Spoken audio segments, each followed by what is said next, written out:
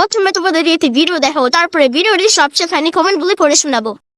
আজকে সারাদিন সুমির খুব কাজের চাপ ছিল, স্নান খাওয়া দাওয়াও ঠিক মতো হয়নি। সারাদিন কাজ করার পরে সন্ধ্যার পর সুমি ঘুমিয়ে পড়লো, আর ঘুম থেকে উঠলো সুমি রাত 11:30টায়। তখন উঠে আমাকে বলছে, সুমি কি রান্না করেছো মা? এই রাতে আমি খাবার বানিয়েছি আলুর দম আর রুটি, তুই যদি খেতে চাস সঙ্গে আমি দুটো ডিম ভাজি করে দেবো। সুমি বললো, না মা আমি এসব খেতেই চাই না, আমার যে এখন খুব মাংস খেতে ইচ্ছে করছে। আচ্ছা তুই বল, এত রাতে মাংস আমি কোথায় পাবো? তুই কি ভেবেছিস এখন কি দুপুর 11:30টা, রাত 11:30? তুই একবার ভেবেই দেখ, তুই ঘুম থেকে উঠে ভেবেছিস সকাল হয়েছে কেবল মাত্র। ঘড়িটা দেখে কথা বল কটা বাজে। সুমি আমাকে বললো, তাহলে কি মা আমাকে রুটি আলুর দম খেতে হবে এখন? এতই যখন তোর খেতে ইচ্ছে করছে তাহলে কেন আগেই বললি না? তুই তো ভালো করেই জানিস তুই মাংস খেতে চাইলেই তোর বাবা ভাই চলে যাবে তখনই মাংস আনতে। লক্ষ্মীটি আমার, এখন রুটি আলুর দম খেয়ে নে, সকাল বেলায় তোকে মাংস এনে দেবো। আর বায়না করিস না, ছোটবেলায় বাঘের গল্প বলতে বলতে তোকে খাইয়ে দিতাম, আজকে ঠিক তেমনি ভাবেই তোকে রুটি আলুর দম খাইয়ে দেবো। মা তোমার ছোটবেলার কথা এখনো মনে আছে? এত তাড়াতাড়ি তোর ছোটবেলার কথা ভুলে যাবো তুই ভাবলি কি করে? মাংস রান্না আমার হয়ে গেছে, তুই এবার পেট ভরে মাংস খেয়ে নে।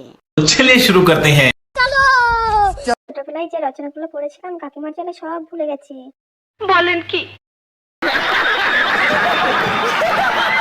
কাকিমা ছোটবেলায় বাঘের গল্প বলতো, বড় হয়ে মেয়েকে প্রেমের গল্প শোনায়। प्यारी समझ गई। এখন বাঘের গল্প শুনবে না কাকিমা, এখন ছেলেদের গল্প শোনাও। ঠিক বলেছো। ছোটবেলায় গরু রচনা এমন ভাবেই লিখতাম আমরা।